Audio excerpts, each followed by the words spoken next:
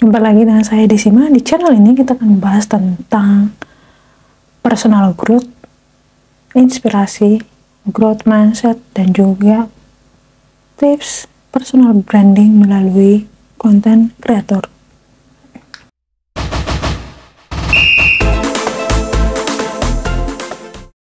Pada video kali ini kita akan membahas tentang ketakutan atau hal-hal yang menghalangimu untuk memulai personal branding. Apakah kamu berpikir hanya orang berpengalaman lah atau yang sudah ahli dan berpengalaman bertahun-tahun yang pantas memulai personal branding? Kamu merasa tidak punya pengalaman dan juga tidak tahu mulai dari mana. Mungkin juga kamu berpikir bahwa kamu sudah nyaman dengan pekerjaanmu sekarang. Jadi kamu tidak memiliki alasan atau tidak berencana untuk mencari pekerjaan lain, sehingga tidak perlu membangun personal branding.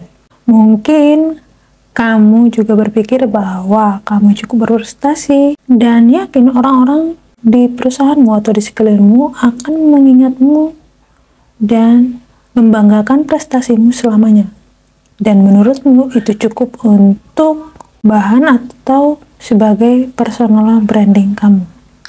Atau kamu tipe yang kedua nih, merasa bahwa atasan atau bosmu harus mengingat kinerjamu, prestasimu, dan bertanggung jawab terhadap karir planmu. Atau kamu mengira bahwa personal branding hanya sebatas seberapa panjang, seberapa detail CV yang kamu miliki. Jika kamu merasa relate dengan pernyataan-pernyataan tadi dan merasa terlambat untuk membangun personal branding, video ini untuk kamu. Halo, pada video kali ini kita akan membahas tentang 4 komponen yang harus kamu pikirkan ketika membangun personal branding. Komponen yang pertama adalah kenapa wajib membangun personal branding. Yang kedua adalah tools apa yang akan kamu pilih sebagai alat personal branding kamu. Yang ketiga adalah proses membangun personal branding bukanlah proses yang singkat. Jadi kamu perlu dan harus konsisten dan tetap skill up. Kemudian yang keempat yang harus kamu miliki adalah kamu harus menentukan niche yang spesifik saat membangun personal branding. Bahas yang pertama, kenapa kita wajib membangun personal branding kita? Ketika saya kerja sebagai karyawan, saya menganggap bahwa atasan atau bos saya bertanggung jawab atas promosi dan jenjang karir. Saya menganggap bahwa atasan atau manajer saya paham detail setiap job desk saya, dan menurut saya cukup berhasil dan mampu mengerjakan job desk saya. Namun kenapa ketika momen promosi nama saya tidak ada di list?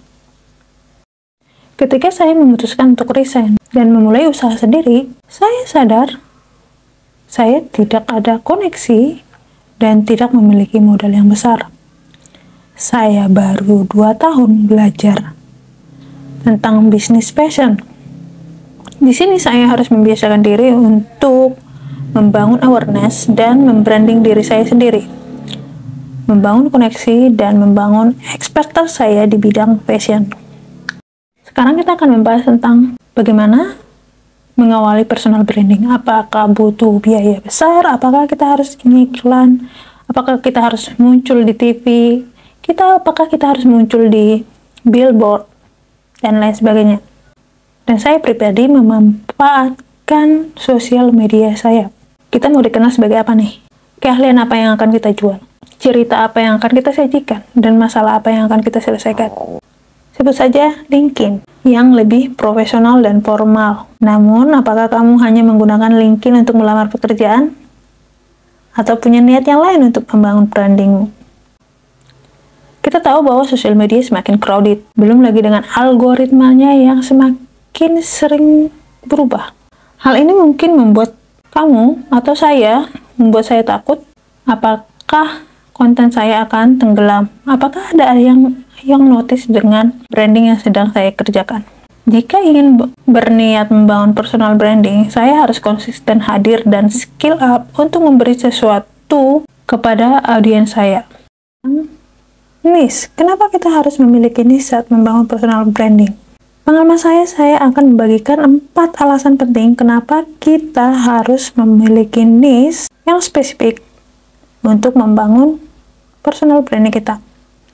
Alasan yang pertama adalah memiliki niche yang spesifik adalah membantu meningkatkan kredibilitas kita. Yang kedua adalah niche yang spesifik membantu menargetkan audiens yang spesifik pula. Alasan yang ketiga adalah membuka kesempatan monetisasi. Alasan yang keempat adalah dengan niche yang spesifik kita mengurangi persaingan dan menjadikan kita berbeda dari kreator lain. Hal ini juga bertujuan meningkatkan engagement dan juga follower atau subscriber yang kuat.